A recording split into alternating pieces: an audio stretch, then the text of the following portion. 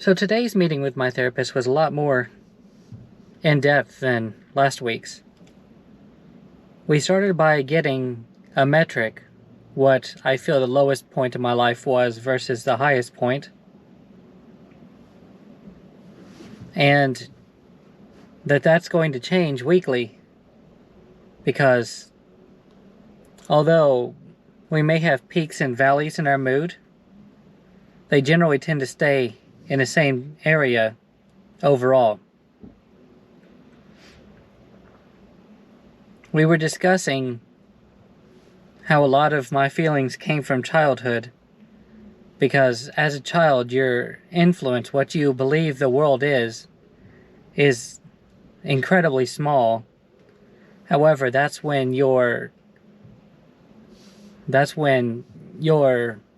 beliefs about the world develop, and how the situations that you've experienced growing up lead to predetermined thoughts, and those thoughts lead to feelings, and feelings lead to action.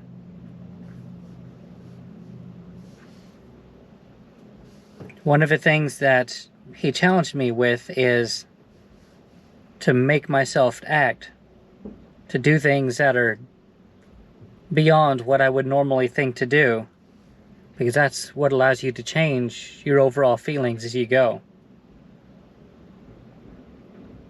The thoughts that you may have, he said, are like the tip of the iceberg, or the leaves of a tree.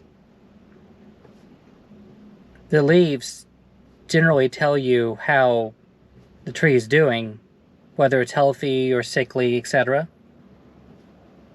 However, it's nothing more than a decoration.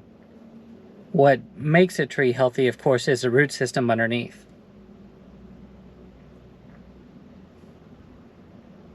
So the three things we discussed are automatic thoughts, intermediate beliefs, and core beliefs. The automatic thoughts are how you immediately think of something without stopping to think of context or anything else. Intermediate beliefs are more, if this happens, then believe this, or essentially if-then statements. And core beliefs are simple, few-word statements that tell us how we think of ourselves and the world around us. Those core beliefs are formed early in life. Unlike our core values, which may change as we grow older, our beliefs tend to stick. They may be subconscious or more conscious in our minds, but until they are forced to change, they stick with you.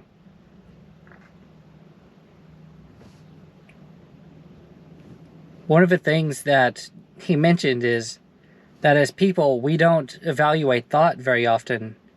We just evaluate feelings. But the thoughts are what leads to the feelings that we have.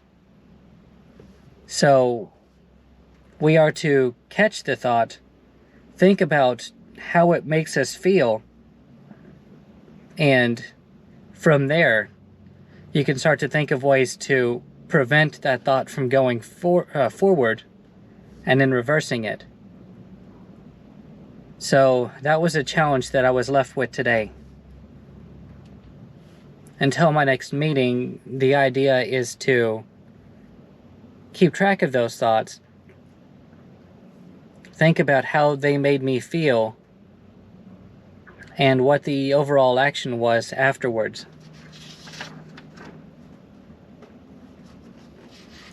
And by doing that, it would help, hopefully, it'll help give us an agenda, something to work towards, so I can start reversing all those thoughts of negativity. Because even though it was so long ago, it feels just as much a part of me as it always has.